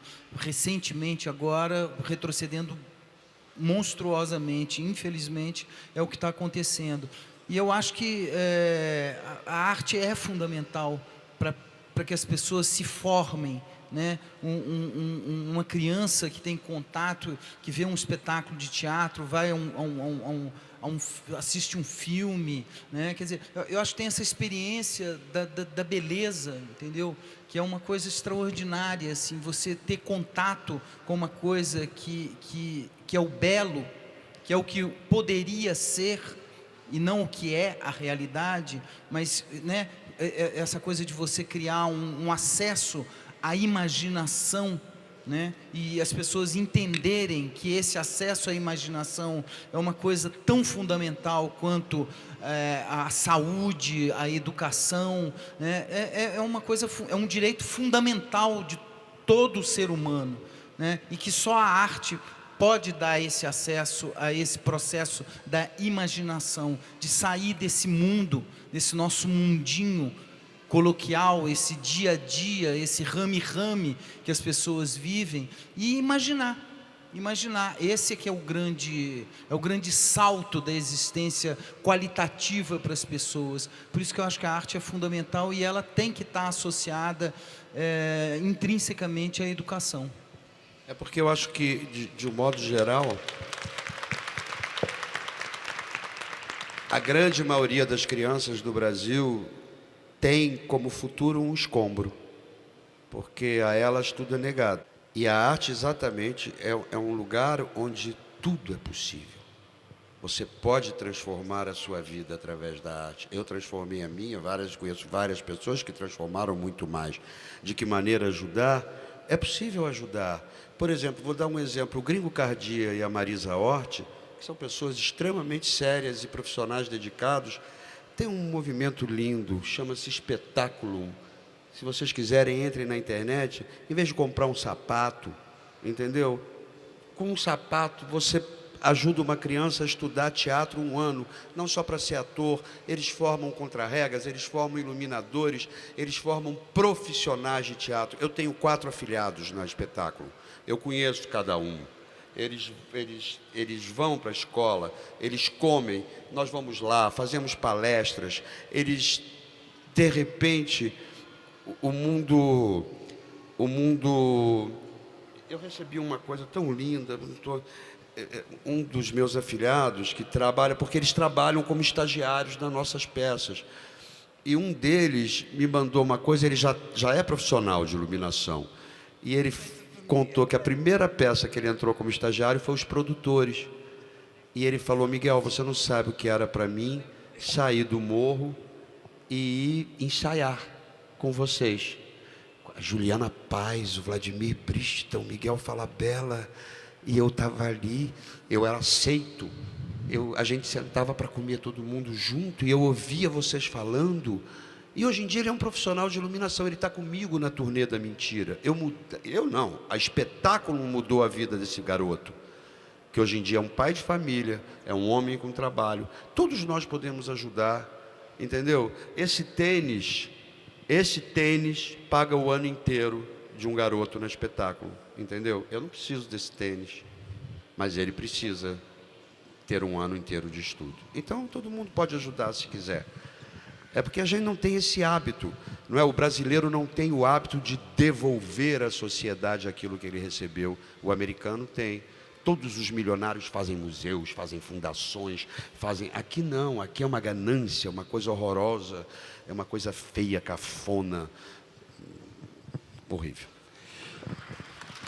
Eu queria virar para o último bloco, que é chamado de transformação, são as transformações sociais que encontros como esse estabelece. E é muito interessante, Miguel, Eduardo, que a fluidez da conversa tá indo sozinho, assim, tá fácil para mim, sabe, Miguel?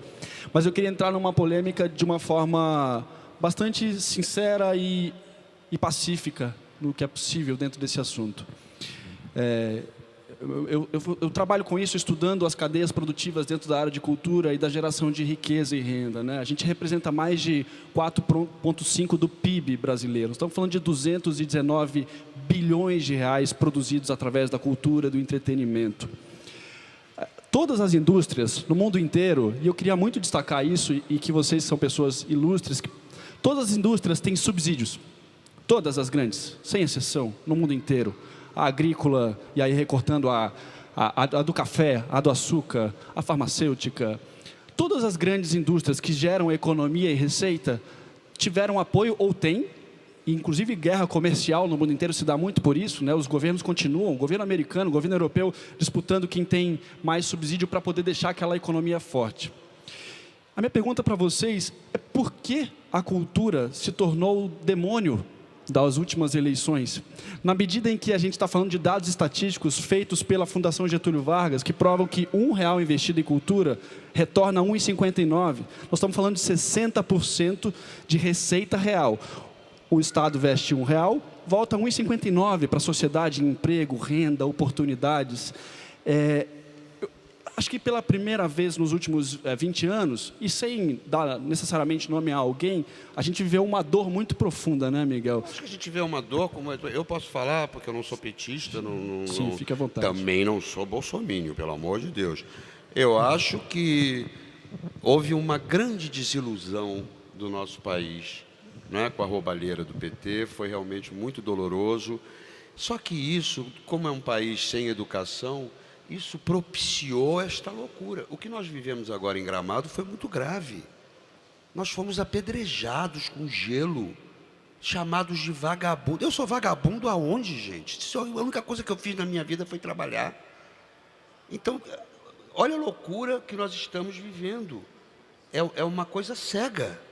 Nós já vimos isso acontecer, porque a história se repete. Nós já vimos isso na Alemanha hitlerista. E nós sabemos onde isso vai dar. E as pessoas fingem que não vai dar em nada. Vai dar sim. Vai dar sim. Tem uma hora que você tem que pegar a sua malinha e ir embora, porque senão a sua casa é invadida e você... O que aconteceu com Gustavo Mendes agora, essa semana, é de uma brutalidade que não pode ser permitida. O Brasil tem que dizer não. Um artista não pode ter o seu teatro invadido. Isso aconteceu quando? No Roda Viva, em que os atores apanharam, Marília Pêra. Então nós vamos ficar mudos, achando que isso é muito bonitinho, porque isso mantém o nosso status quo. É claro que eu estou falando isso aqui num tempo de consumo, não é? Mas não podemos, nós temos que dizer não, pela nossa saúde mental. Pense você o jeito que quiser pensar. Eu não quero mudar a cabeça de ninguém. Eu penso de um jeito e respeito qualquer pessoa que tenha um pensamento diferente do meu. Agora, eu não tenho direito de dar um soco na cara dele porque ele pensa diferente de mim. Isso é uma maluquice. E nós temos a obrigação de dizer não, porque a coisa está caminhando, está indo para um caminho perigoso. As pessoas se organizam, e assim era na Alemanha. A juventude riterista invadia os teatros, espancavam as pessoas, até que houve a famosa Noite de Cristal, vocês sabem, não é? Em que várias pessoas foram assassinadas numa noite em Berlim, quebraram-se todas as vitrines, por isso é conhecida como a Noite de Cristal, e aí ninguém segura mais. Aí não venha me dizer, eu não sabia, eu não sabia. Entendeu? O livro da Lili Palmer é lindo, porque ela diz que depois que ela voltou para a Alemanha, ela fugiu, senão teria sido morta, era judia. Ela diz que depois que ela voltou para a Alemanha, ela olhava para as pessoas e dizia, você sabia que as pessoas estavam sendo mortas em campo de concentração? E as pessoas diziam, não, eu não sabia. Não, a gente sabe aonde isso vai dar, sabe aonde isso é capaz de chegar. E a gente fica cômodo. Depois vai ser tarde demais.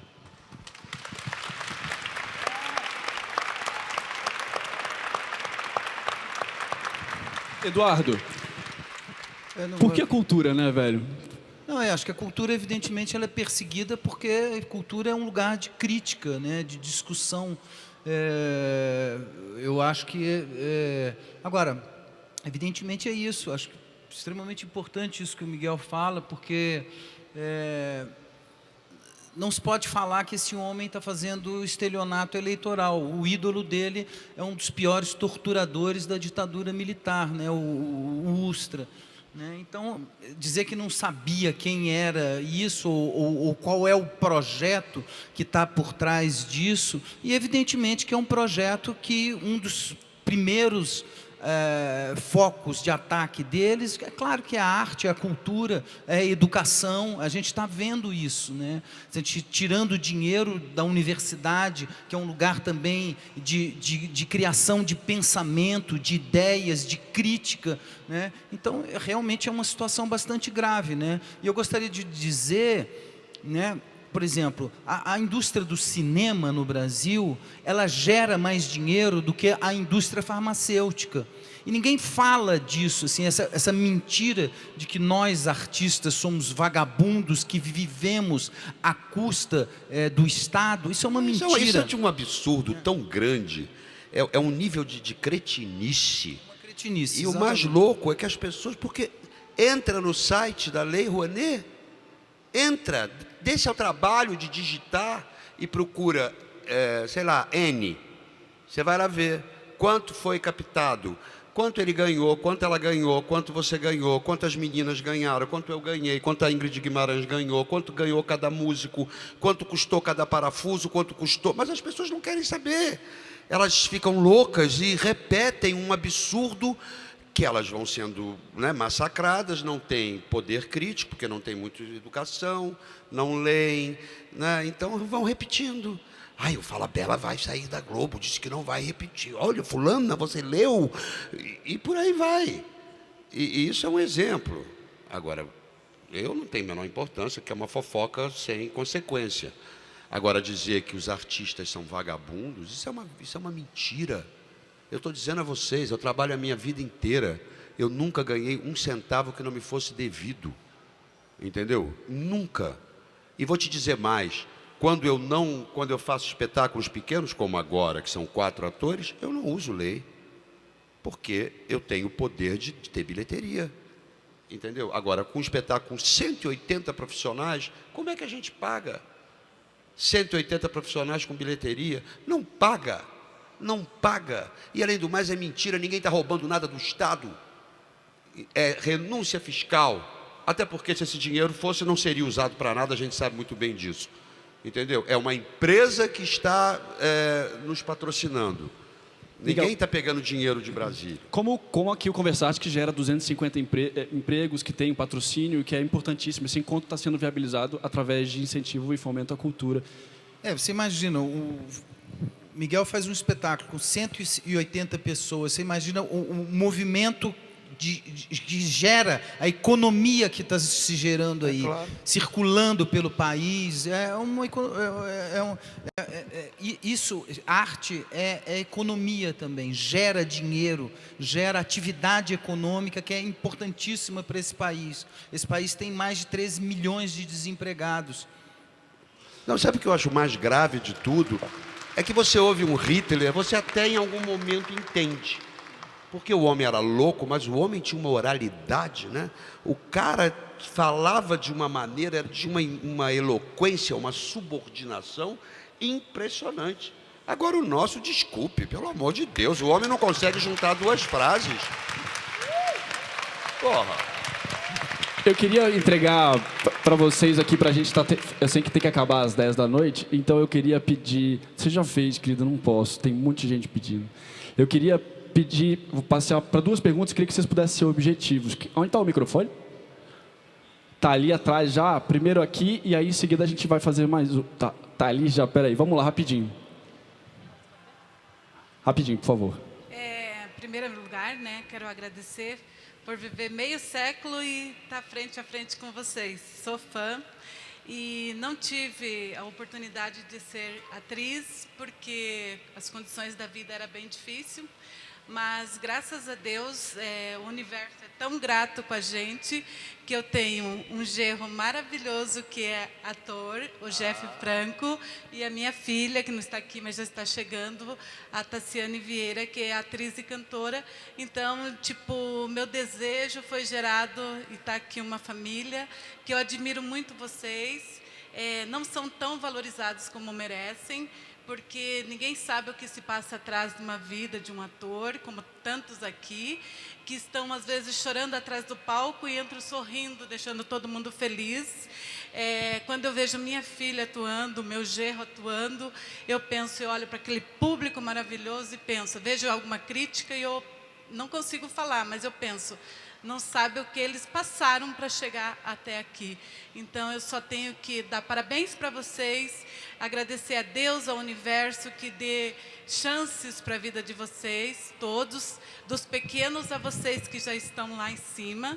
E quando assisto a Globo, eu fico sempre ali admirando e pensando, um dia verei o Jeff Franco e a Tassiane lá também na TV, porque é assim que todo mundo tem que andar, pensamento positivo e não desistir dos seus sonhos, ir em frente e olhar o exemplo de vocês, tá? Eu também tiro minha roupa pelos atores. Olha, mas não pense que televisão é o Olimpo, né? Porque as pessoas têm uma mania de só legitimarem a sua filha é atriz, esteja na Globo ou não.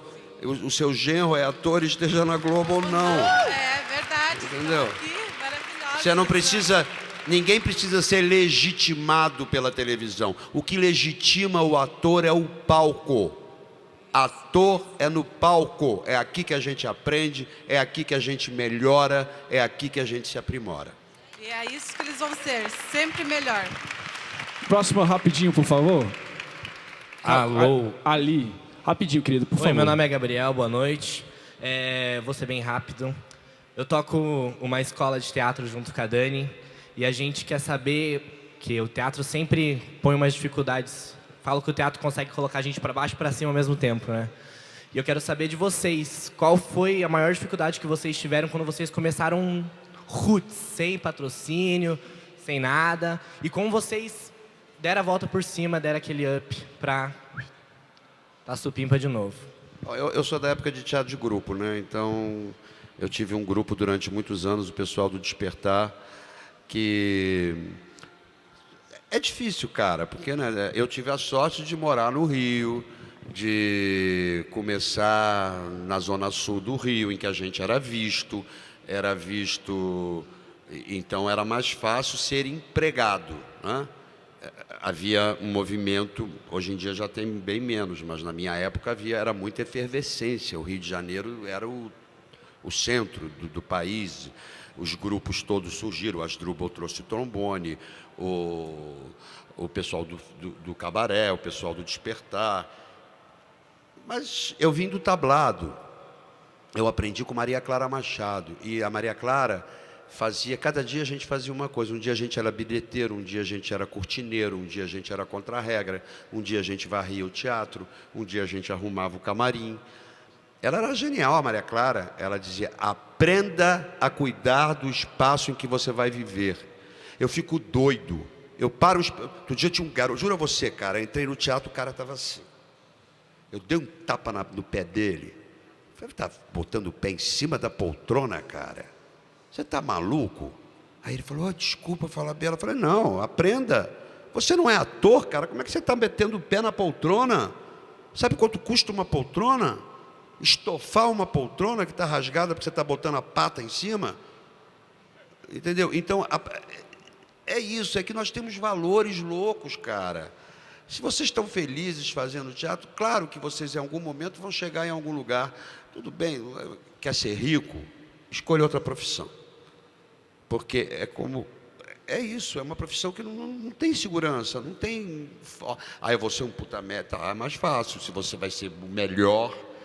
Mas, por exemplo, meu irmão é médico e não é rico, porque ele adora trabalhar em hospitais públicos, ele é igual a minha mãe, ele só quer se dedicar às pessoas. É um médico maravilhoso. Descubra, a felicidade ou está dentro da gente ou não está em lugar nenhum. Você não vai encontrá-la em lugar nenhum a não ser dentro de você. E se você não fizer aquilo que você ama, você não vai estar feliz. Então, eu já ganhei dinheiro, já perdi dinheiro pra cacete, já fiz cada coisa que, Nossa Senhora. Olha, eu fiz uma peça mais cara do mundo com a Vera Fischer, que chamava-se A Primeira Noite de um Homem, que ela fica nua, Mrs. Robinson. Eu falei, nossa, a Vera Fischer nua, eu vou ganhar tanto dinheiro que eu não vou ter nem onde botar. Foi o maior fracasso que eu fiz na minha carreira. Eu perdi tanto dinheiro, mas tanto dinheiro, que eu quase tive que vender meu apartamento. Mas eu era tão feliz, sabia? Porque a gente era tão feliz fazendo aquilo, no final das contas, e daí? Perdemos e ganhamos ali na frente, em outra, entendeu?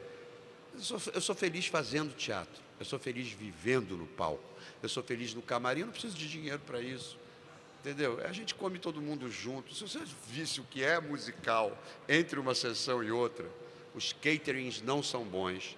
A gente come um frango safado, com salada, batata para ter um carboidrato para aguentar a segunda sessão. Come todo mundo junto, músico, técnica. É uma farra, cara, mas é uma farra que nem que você dissesse, vamos para Paris para o Tour da Jean, eu trocava. Não trocava mesmo. Então é isso, cara. Descubra a felicidade dentro de você. E pronto, vai em frente. Eu só queria falar uma coisinha. Eu acho assim, eu sou do teatro de grupo, né? Quer dizer, quase um dinossauro nesses tempos, né? E eu acho que às vezes assim, uma coisa que a gente descobriu que é importante é que tem horas que o trabalho que um coletivo teatral exerce, ele é mais importante do que cada um de nós, né? Então, de certa maneira, a gente...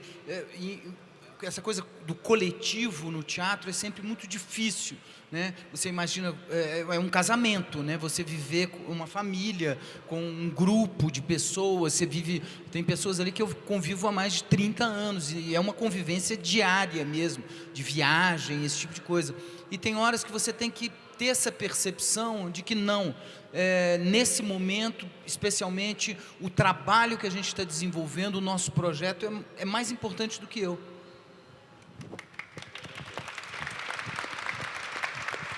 Mais uma pergunta, gente. Ele tinha pedido aqui e eu não pude porque eu estou enxergando aqui. Você pode falar no microfone aqui, querido? Oi, tudo bem?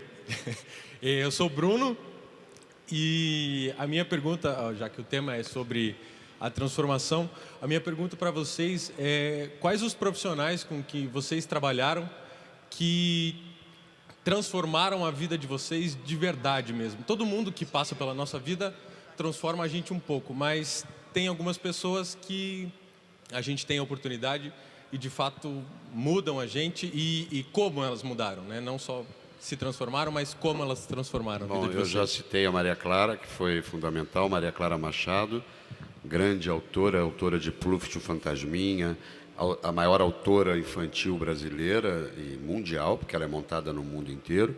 Eu tive a honra e o privilégio de ser aluno dela, né, porque depois ela parou de dar aula, mas o tablado continua até hoje lá no Rio, que é uma escola de atores. E talvez uma das pessoas mais importantes da minha vida tenha sido Walter Avancini, que era um grande diretor de televisão, era um homem que entendia profundamente televisão e que, não sei porquê, que estava na minha história, eu estava duro, eu me lembro que eu estava numa dureza de fazer gosto. Meu sonho era comprar um 3 em 1, e eu cantava o dia inteiro, porque a gente não tinha dinheiro para fazer crediário, então não podia comprar à vista, então a gente ficava cantando, porque não tinha som. E aí eu fui fazer um comercial, me chamaram para fazer um teste no comercial, eu falei, tomara que eu passe, meu Deus, tomara que eu passe. Passei. E não era grandes coisas o cachê, não, mas eu passei, era do óleo Ipiranga. Eu estava num camarim, o cara falava, que óleo o senhor prefere? Eu dizia, óleos azuis, é claro, era meio um canastrão. Não? E o Walter Avancini viu esse comercial e falou, chama esse garoto, eu quero conversar com ele. Eu fui todo me tremendo e ele ficava me olhando assim. Enfim. E ele falou para mim, que aliás voltou agora, ele diz, eu vou te dar o melhor papel de uma novela que eu vou fazer agora, que era Selva de Pedra. Você vai fazer o Miro.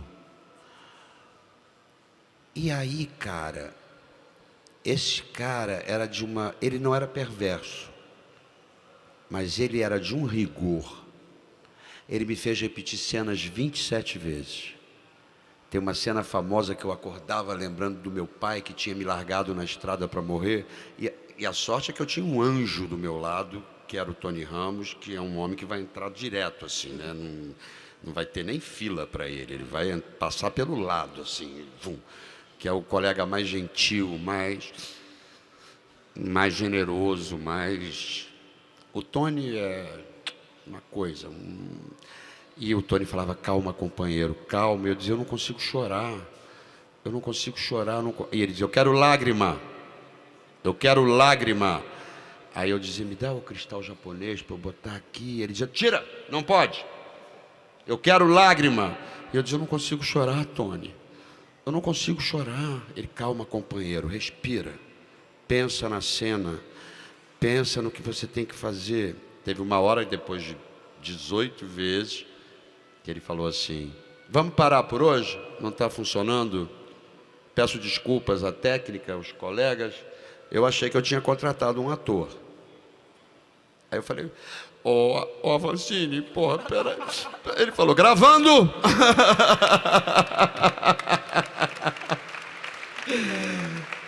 E aí o Tony me olhou como quem diz, dá o texto, aproveita, né? Que eu estava chorando porque ele estava... Porra, eu falei, ele vai me tirar da novela, né? E eu falei, ele falou, gravando, e aí o Tony fez, e aí eu dei o texto. E até o Jô passou essa cena no outro dia, quando eu fui, outro dia, não, já tem um tempo que eu fui, mas o Avancini me ensinou que a gente pode ser rigoroso, e deve ser rigoroso, sem ser perverso. Ele me ensinou muito, e eu sou muito grato a ele, por todos os suores frios, os medos que eu passei com ele, as 200 vezes que ele me fez repetir um texto, mas ele é uma pessoa que tem um lugar muito especial no meu coração. Eu tenho que falar do Paulo José. Paulo José é um artista extraordinário, que eu tive o privilégio de fazer 3 espetáculos com ele, conviveu lá com o Galpão ao longo de 6 anos. Nós fizemos o Inspetor-Geral, O Homem é um Homem, do Brecht, com ele. Uma pessoa extraordinária, o Paulo, né? O Paulo, um homem... Maravilhoso. De uma generosidade incrível e que me ensinou diariamente, ao longo desses anos, que o trabalho, o leitmotiv do trabalho é o prazer também, a alegria de estar ali junto, criando. O Paulo sempre praticou isso com muito. Eu nunca vi o Paulo subir a voz com um ator, assim, um homem de uma delicadeza, de uma ciência, de uma sabedoria extraordinária. Convivendo há quase 30 anos com o mal de Parkinson, né? Uma pessoa extraordinária. É extraordinário. Mais uma... Quem está com o microfone? Tem alguém com o microfone? Não. Eu vou abrir mais uma pergunta aqui, porque a gente precisa encerrar. Eu vou passar para a senhora ali. A senhora pode... Oi? Ali.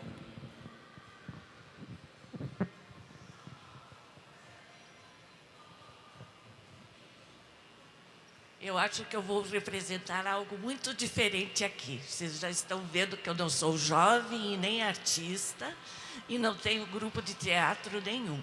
Mas somos extremamente interessadas no que vocês fazem. Nós somos a plateia. Que maravilha. Né? Certo?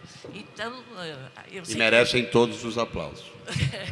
eu sei que a minha pergunta talvez não dê, vamos dizer, oportunidade para você falar muito, né? Falar, Bela, acho que você já está cansado também, né?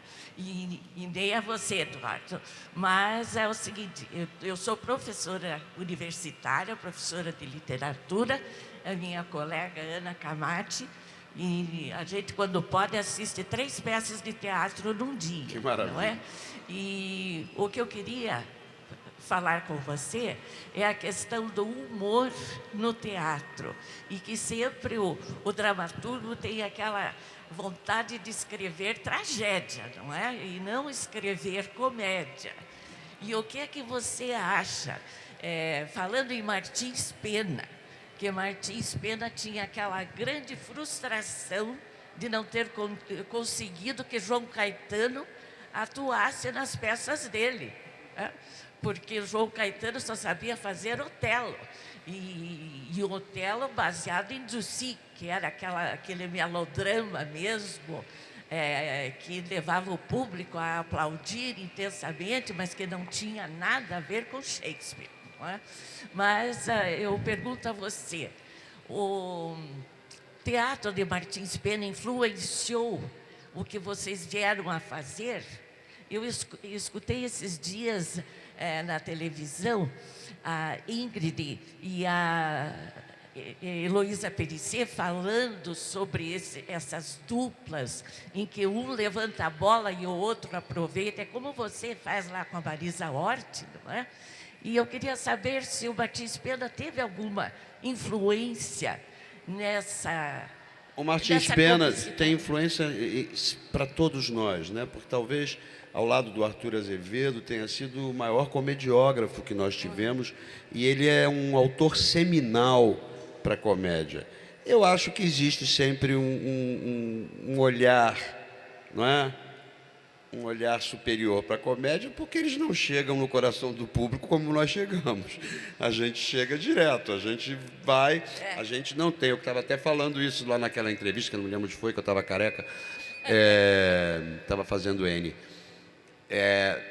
Existe uma coisa de atores, por exemplo, o Galpão quebra isso completamente.